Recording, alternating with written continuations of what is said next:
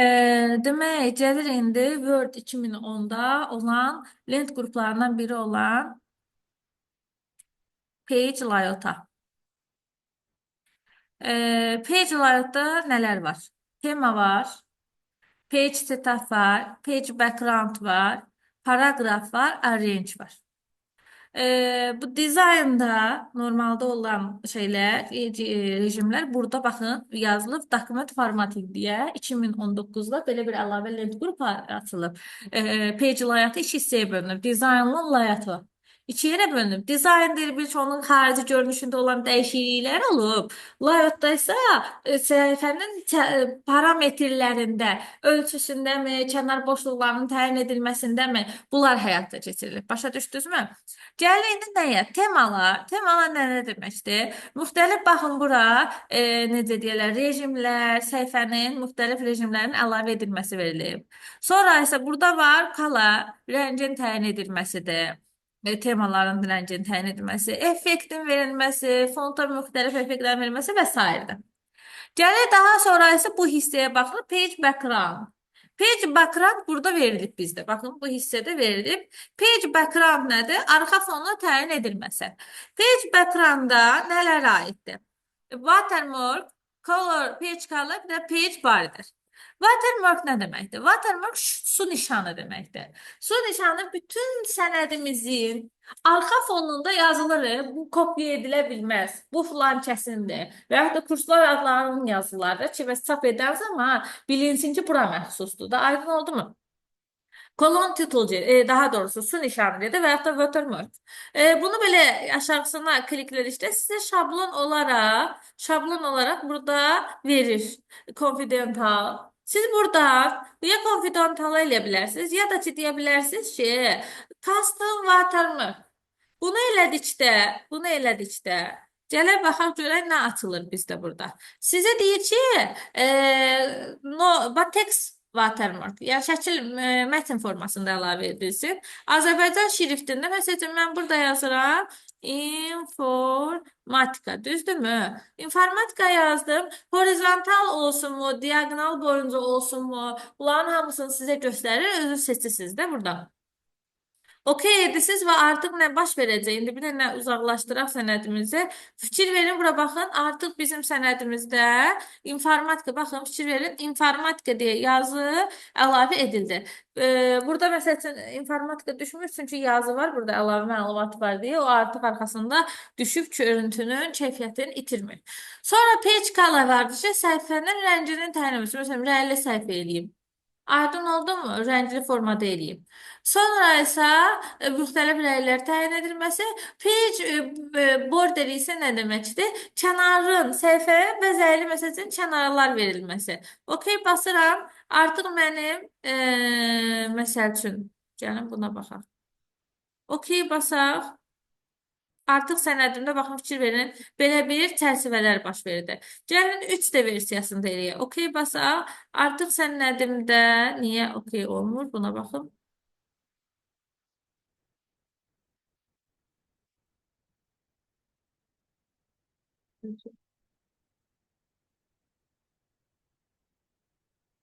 Baxın, belə versiyada oldu. Sonra isə məsələn shadow nə deməkdir? Kölgə effekti ilə verilməsi. Artıq fikir verin, kölgə effektine. Baxın, burada kölgəsi var sanki onun. Verilməsidir və s. İndi gəlirik yenidən Word 2010'da olan, baxın Word 2010'da olan biz temanı page background'ı keçdik. Gəlirik 2019'da olan layout'da nələr var? Page setup buradadır. Paragraf buradadır. Arrange də buradadır. İndi başlayaq. Page setup nədir? Paragraf nədən bəhs edir? Arrange nədən baş verir? Onları deməyə. Margins. Margins nə deməkdir? Kənar boşluğun təyin edilməsi. Yəni baxın fikir verir. Məsələn biz çox vaxt yazı çox düşsün deyə bunu eləyirik ki, kopya daha az çıxsın. Yəni bu formada kənar boşluğun təyin edilməsidir. Orientasiya nədir? Orientasiya onun istiqamətinindir. Ya portret, portret formada olsun, ya da ki landscape, album formasında olsun göstərir. Məsələn cədvəllər və sair seçdikdə album formasında eləməmiz daha yaxşı olur ki, cədvəl tam yerləşsin. Aydın oldu mu? Bu da getdi. Gəlir indi size-a. Size isə ölçülər Sətirlərin təyin edilməsi. Normalda biz nə edirik? A3, A4, A5 bu cürə eləyirik. Siz A3-ün, A4-ün, A5-in ölçülərini əzbərləyəcəksiniz. A3-ün ölçüsü 29,7-nin 42-yədir. A4-ün ölçüsü isə, bir belə deyim, 2 dənə A4-ü birləşdirirsiniz, A3 eləyir. 2 dənə daha A5-i birləşdirirsiniz, A4 eləyir. Yəni ortadan qatlanmış versiyası. Da aydın oldu mu sizə? Nə demək istədim? A3-ün, A4-ün, A5-in ölçülərini qəşəngcə öyrənirsiniz. Çünki düşüb bir il. Ki, bəs A4-ün ölçüsü nədir? Biz normalda öyrənmişik ki, 21-in 30-adır. Amma 3-4 il bundan əvvəl düşmüşdü. Falan şeyin ölçüsü nə deməkdir? Hə, bunları öyrənsəz kifayətdir. A3, A4, A5 bəsdir. Columns nədir? Sütunlara bölünməsidir. Burada standart halda verir. Biz buradakılarla razılaşmırıq. Deyirik more columns. More columns elədikdən sonra belə bir columns deyə açılır. 1, 2, 3, left, right verir. Mən bununla da yetmirəm. Deyirəm, xeyr, mən özüm sütun təyin etmək istəyirəm. Gəlirəm burada təyin edirəm 999. Enteri basıram. Deyir ki, xeyr, cəmi 45 dənə maksimum sütun ayıra bilərsən. Deyirəm, yaxşı. Eləyəndə baxın, fikir verin. Burada nümunəyə baxın bu hissədə, preview hissəsində. Ön görünüş. OK basdıqda, məsəl üçün də, mənim sənədimi, baxın, fikir verin. Nə versiyaya saldı bu? Baxın, sətirlərə böldü yəni. Belə bir şey eləməyə, təbii ki, Ctrl-Z eləyə geri qaytaraq. Columns-u basdıqda more columns-da bir də nələr eləyə bilirik, onu deyim sizə. More columns elədiyi, tətbiq elədiyi bu öz yerində sütunlar arasında məsafənin, baxın, fikir verin, sütunlar arasında məsafənin təyin edilməsi, kənardan məsafənin təyin edilməsi və s. bunları tətbiq edirik. Bir də var line between. Line between nə deməkdir? Mən burada götürüb 2 dənə sütun eləyim, baxın. Line between. Bunu da kliklədim. Artıq nə baş verdi? Ortasından xətt çəkməkdə. Artıq baxın, fikir verin indi. Mən bunu artırdıqca, azaldıqca nə baş verəcək? Baxın. Bunu artırıb azaldı. Məsələn, baxın. Getdi. Düzdürmü? Məsələn, bunu qaldırdım. Buna baxın. Yavaş-yavaş özünə gəlir. Təzədən geri qaytarır. Başa düşdünüzmü? Biz baxın, fikir verin. Əlavə edilməzdir. Hə, bəs spacing nədir? Spacingi də gəlin artırıb azalda. Bu da digər tərəfdən sıxlaşdırma adlanacaq. Yəni, bu tərəfdən sıxlaşdırıb azaltmaq. Artıq kompüterin beyni yandı. Biz buradan çıxsaq daha yaxşı olacaq. Çünki öz-özünü azaldıb artırır. Hı -hı. Hı -hı. Columns-u da bildiniz yəni. Əsas burada nədir? Sətirlər arasında məsafəni, daha doğrusu sütunlar arasında biz düz xətti qoymaq istədikdə nə baş verəcək? Siz ilk dəfə yazanda yazı kimi oldu, xətti görməyə bilərsiniz. Yazdınız, o bir sütun ki doldu, enteri bastınız, növbəti ikinci sütunu keçəndə avtomatik xətti qoyacaq yəni. Aydın oldu mu? Gəldi break. Break nə deməkdir? Kəsməkdir. Səhifənin olduğu yerdən götürür aşağı doğru kəsir. Bu cürə bilsəz kifayətdir. Line nə deməkdir? Sətir götürüb sətirlərin sayının müəyyən edilməsidir. Artan sırayla burada sətirlərin nömrəsini bizə verir. Ctrl-Z edirik, bizə lazımdır. Hibernation nə deməkdir? Sətirdən sətirə keçirmədir. Burada avtomatik qoyduqda, ücret dolduqda, məsələn söz, hecadan hecaya keçdikdə avtomatik nə edəcək? Bizim üçün özü böləcək və yaxud da manual elədikdə tamamilə artıq avtomatik özü götürüb nə eləyir? Və yaxud da hibernation optiondan buradan onun tənzimləmələrin həyata keçirdə bilərik. Gəldik paragrafa. Paragrafa biz sizlə harda rast gəlmişdik? Home'da rast gəlmişdik, düzdürmü? Home'da baxın left biz öyrənmişdik ki, bu xətt sıxışdırırdı.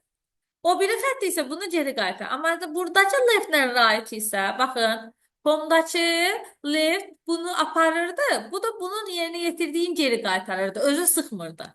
Amma ki, buradakı, yəni paragrafdakı page layout'un paragrafındası isə, mən sətirim kursorum buradadır.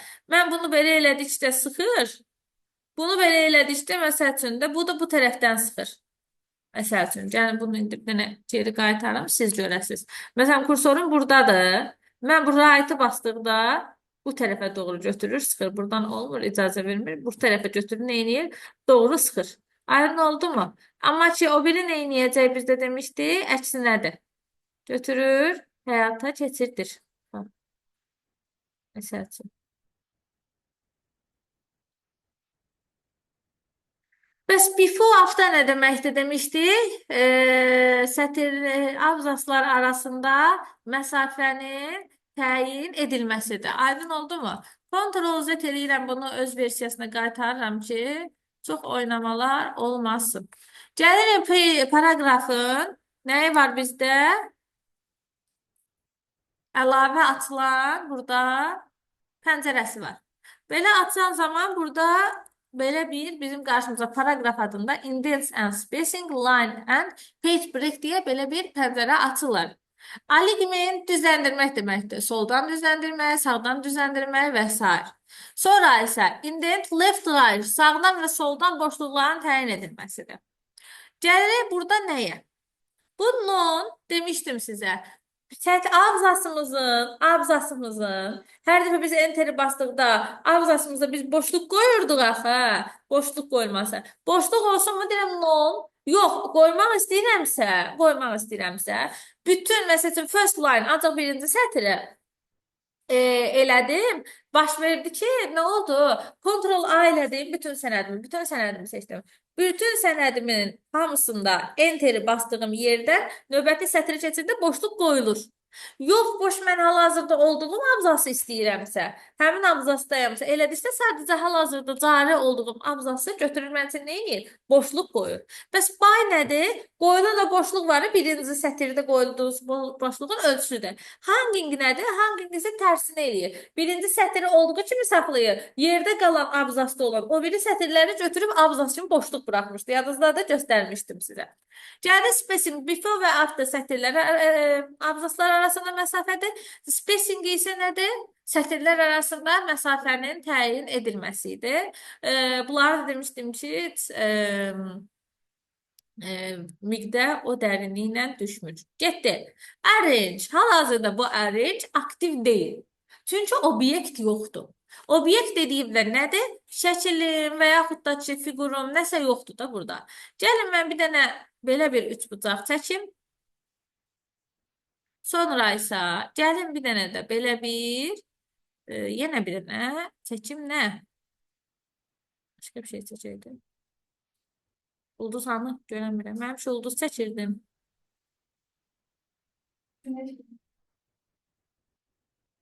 Səni mi qıracaq? Gələk günəş. Çəkdim. Düzdürmü? Yine bunu çəkdim. Baxın, aktiv oldu. Bayaqdan aktiv değildi. Pozisiya nədir? Pozisiyana klik edişdə ya mənim bu şəklim mətnin harasında olsun, ortasında mı, yuxarısında mı, aşağısında mı söhbətdir. Wrap text nə deməkdir? Mətnin obyektə görə istiqamətin təyin edilməsi. Məsələn, mən bunu qoyduqda bu fikir verim olur, kənarlarında yazı olur. Məsələn, bunu elədikdə bütün bu fikir verin hər yerində boşluq tapanca bir şəklin əlavə edin.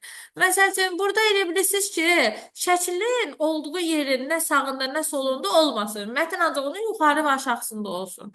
Və yaxud da ki, seçə bilirsiniz ki, şəkli altında olsun yazının. Aydın oldu mu? Və yaxud da ki, şəkil yazının üstündə olsun. Bu cür rejimlər eləyə bilərsiniz. Gəldi sonra isə bring forward nədir? Send backward nədir? Bring forward hal-hazırda mən bu şəklimi bura qoydum. Düzdürmü? Götürürəm send backward eləyirəm. Artıq mənim fikir verin. Bunun rəngini dəyişim, seçim fərqli olsun ki, biləsiniz. Gəl bunu qaradım. Aha. Gəldi. İndi baxın, send backward öndədir. Düzdürmü? Bring forward arxaya ötür. Bax. Bring gətirmişəm. Send arxaya göndərirəm. Getdi. Aydın oldu mu? Selection panel seçir və bunu tənzimləyir. Yəni bununla bunu seçirəm. İkisini tənzimləmə həyata keçirilir. Alignment düzləndirməkdir. Burada da group and group var. Götürüb group and group nə deməkdir? Onu hamısı şəkilləri sola düzləndirmək. Yo, bunlar ancaq deyirəm axı şəkillərlə də o. Bunların onunla işi yoxdur. Demək mən götürürüm.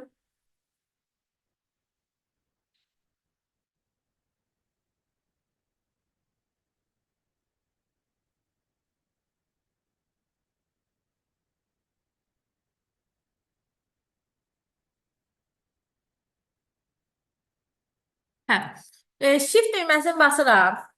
İki obyektin ikisini də seçdim.